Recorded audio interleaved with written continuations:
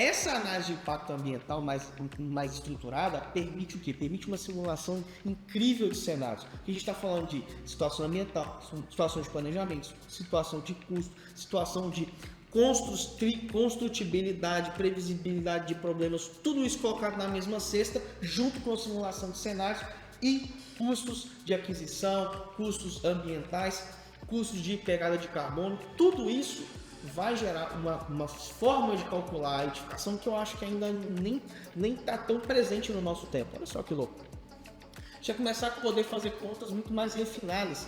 E isso, né, a gente recomenda o quê? O uso e a adoção de algoritmos de inteligência artificial para poder fazer recomendações personalizadas de materiais, adaptabilidade de projeto, verificação de clima, otimização de toda essa integração de informações para que a gente possa ter um feedback contínuo da inteligência artificial dentro do nosso ciclo de vida de trabalho.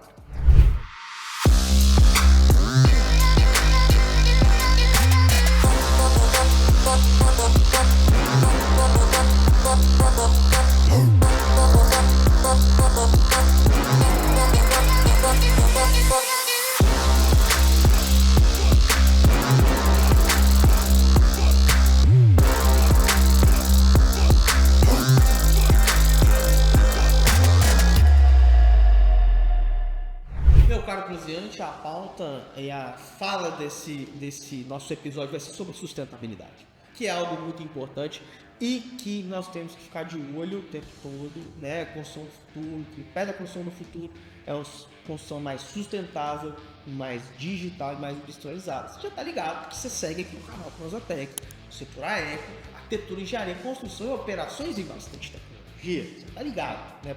Então, curte, compartilha, faz aquele rolê todo lá, e se não quiser compartilhar também não tem problema, mas coloca aí nos comentários o que você entende que pode ser otimizado na gestão de materiais e no aumento da sustentabilidade da construção. Estou falando de sustentabilidade, por exemplo, porque é um tema muito relevante e importante para a gente tratar. Vamos pro vídeo, valeu!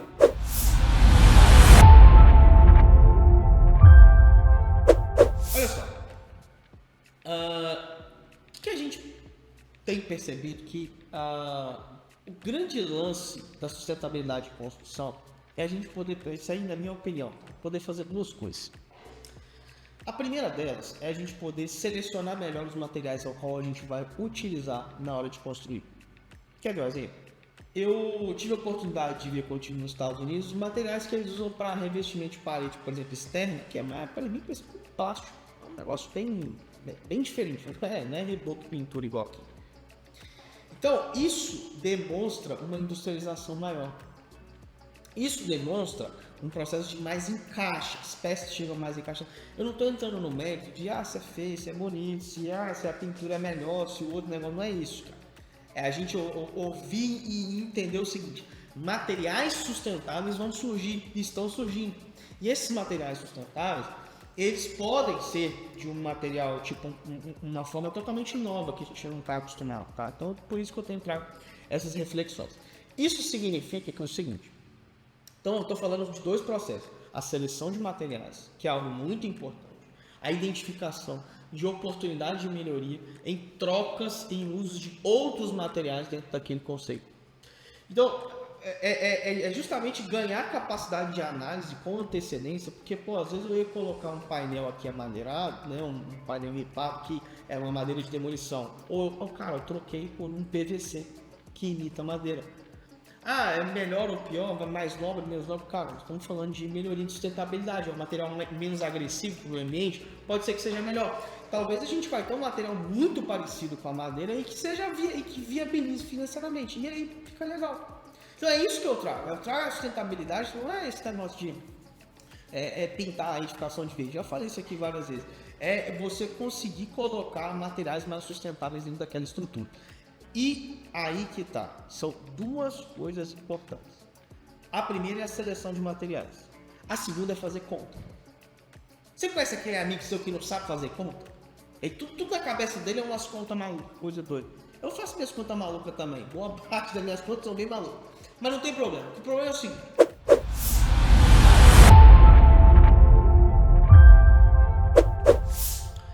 capacidade capacidade de tomar decisão, a gente precisa de dados. E dados a gente precisa de informação.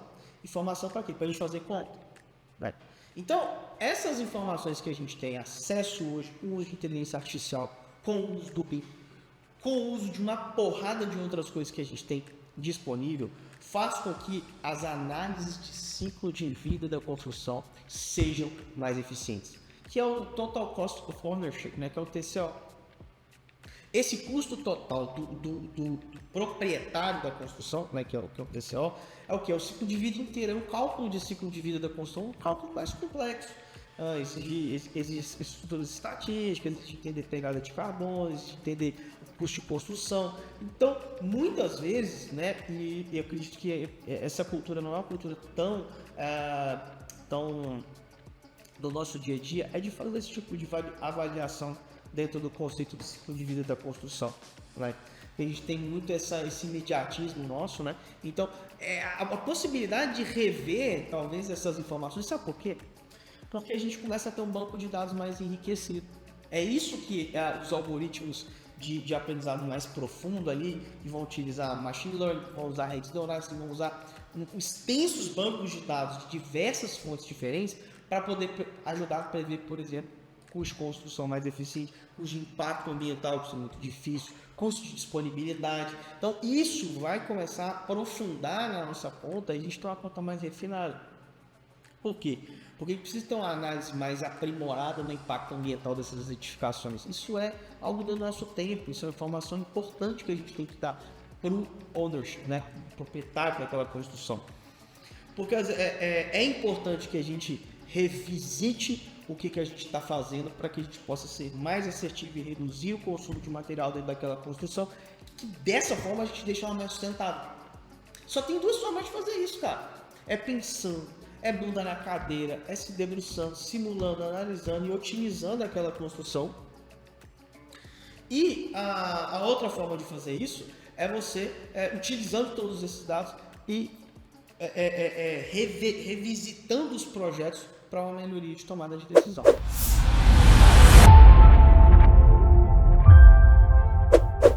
Então, olha só, essa análise de impacto ambiental mais estruturada permite o quê? Permite uma simulação incrível de cenários. A gente está falando de situação ambiental, situação de planejamento, situação de custo, situação de construtibilidade, previsibilidade de problemas, tudo isso colocado na mesma cesta, junto com a simulação de cenários e custos de aquisição, custos ambientais, custos de pegada de carbono, tudo isso vai gerar uma forma de calcular a edificação que eu acho que ainda nem está tão presente no nosso tempo. Olha só que louco.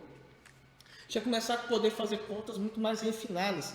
E isso, né, a gente recomenda o quê? O uso e a adoção de algoritmos de inteligência artificial para poder fazer recomendações personalizadas de materiais, adaptabilidade de projeto, verificação de clima, otimização de toda essa integração de informações para que a gente possa ter um feedback contínuo da inteligência artificial dentro do nosso ciclo de vida de trabalho.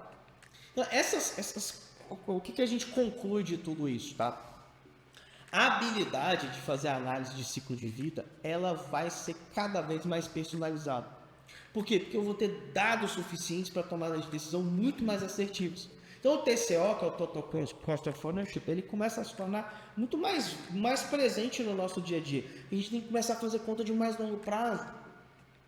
Melhorar a nossa capacidade de administração do ciclo de vida da construção, considerando mais manutenção e operação, e não só os custos de construção. Isso por quê? Porque a gente vai viver tempo de racionalização de recursos. É natural que a gente pense cada vez mais nessa dinâmica e nessa estrutura de, por exemplo, ter atingir metas de sustentabilidade. Por que a gente não pensa em estruturar um conjunto de metas para dentro da construtora, onde a cada novo empreendimento a gente reduz, sei lá, 10% de consumo de um material específico? Isso é uma meta interessantíssima, cara. Eu quero que a cada novo empreendimento da minha construtora eu reduza em 10% a quantidade de concreto que eu estou usando. E, cara, vá atrás da economia em quantidade. Pense na quantidade. Pense menos no custo do material e pense mais na quantidade que você vai estar deixando de colocar no planeta. Isso muda, talvez, algumas óticas de percepção se você começar a substituir esse material por outros e não perder a qualidade estrutural. Então, uma validação com base na eficiência daquela construção ao longo do tempo, que ela se repete, uma construtora constrói o tempo inteiro, ela vive construindo. Então, minha meta é sempre reduzir tantos por cento do uso desse material. Lógico, vai chegar um momento onde você não tem mais capacidade de fazer isso, então você vai para outro material. E assim as metas vão surgindo. Cara, primeiro eu quero otimizar 10% do meu custo concreto. Pô, essa é uma meta. Esse é um número, isso é um guidance, isso é um guia para a gente tomada de decisão. Porque é muito complicado quando você vai otimizar recursos dentro de uma estrutura onde ninguém tem ideia de o que quer otimizar. Então isso é um ponto de partida interessante. Meta de racionalização e eficiência na construção. Meu caro aposentante, não deixe de assistir o próximo vídeo. E se você gostou, comente, compartilhe e manda essa mensagem para os seus amigos. Sabe por quê? Porque sustentabilidade é um tema muito importante. É bom a gente mandar para amigo e para inimigo também. Beleza? Porque esse planeta aqui tá todo mundo dividido. Tá todo mundo vivo só nele. Beleza? Forte abraço e até o próximo vídeo. Valeu! Boas noites.